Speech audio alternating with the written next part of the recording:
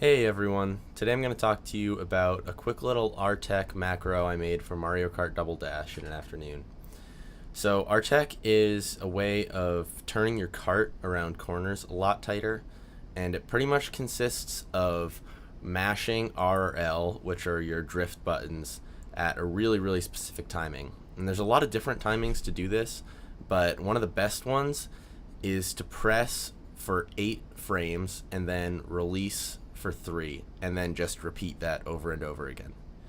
I'm sure I'm kind of preaching to the choir here, but I'm guessing most of you know that the GameCube runs at 60 Hertz, so that means the controller pulls for inputs 60 times a second, and 1 frame is going to be 16 2/3 milliseconds. If we extrapolate that to our R-Tech inputs, then we need to press the drift button 5.45 times per second. So it's probably pretty apparent that if we're going to mimic this, then we need to make some sort of oscillator. And in fact, what we're going to build is a pulse wave oscillator. Now, we want each pulse to be 8 frames long, and we know that our total period of oscillation is going to be 11 frames. So 8 over 11 is going to give us a 73% duty cycle. We're going to build our circuit entirely out of analog components, which to some degree makes it easy, but since we're not syncing up with the controller's clock, it's not going to be perfect. In fact, if we even very slightly undershoot or overshoot the frequency, we're going to have some sort of periodic error. If our frequency is too low, then sometimes we'll get cycles that are 12 frames long, and if it's too high, then sometimes we'll get cycles that are only 10 frames long. The effects of this were definitely noticeable, and it made it so it required a lot of tuning.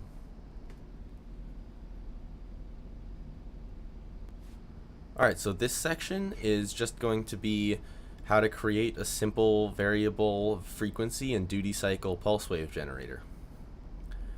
Our first component is going to be a really simple relaxation oscillator.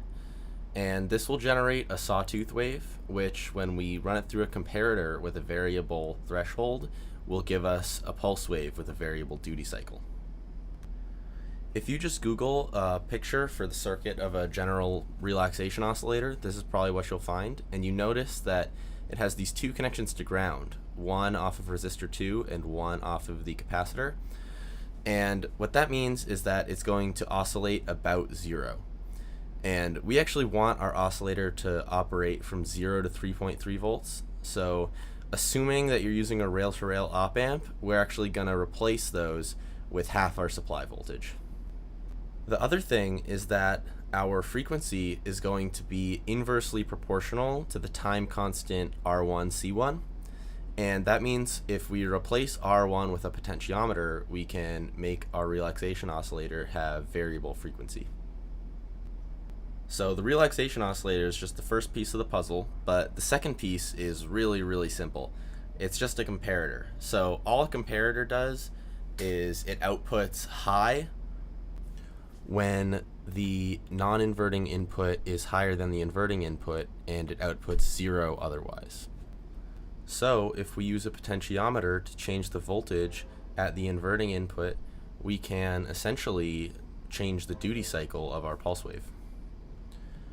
So now that we've actually built our pulse wave generator, how are we gonna connect it to the controller?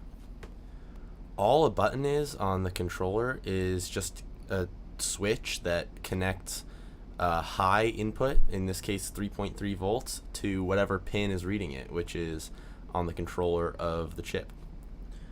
We can actually use the switch as is, but instead of having that high input, we can replace it with our pulse wave. So whenever the trigger is pressed down, you're really just connecting the oscillator where the button already connected anyway. So I'm just going to open up the controller really quick so you guys can see how I installed it. As you can see, I put it on the right trigger, and the GameCube controller has this nifty little empty space if you take the rumble pack out. So I soldered mine up on a little circuit board, and then I soldered the power and ground to straight to the outputs from the GameCube side, so down the wire, and then the signal wire I soldered to the wire coming off of the R button pads. If you really wanted to, it would not be hard to solder it to a different button, or even Z, because Z isn't really used for anything in Mario Kart Double Dash time trialing. I personally just use L to mini turbo, so it made sense for me to put it on R. So here's a real quick demonstration of the effectiveness of it. So on the top left, there's a normal drift. On the top right, you just have normal L-Tech, which is a different method of turning quickly that's slightly less effective than R-Tech. And then on the bottom left, you have L-Tech plus braking, and on the bottom right, you have R-Tech.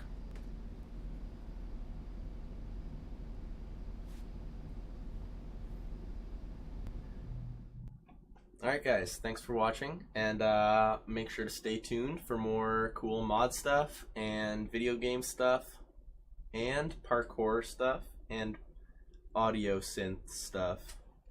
Probably some other stuff. Actually, I'm not really sure what I do yet, but it will be here.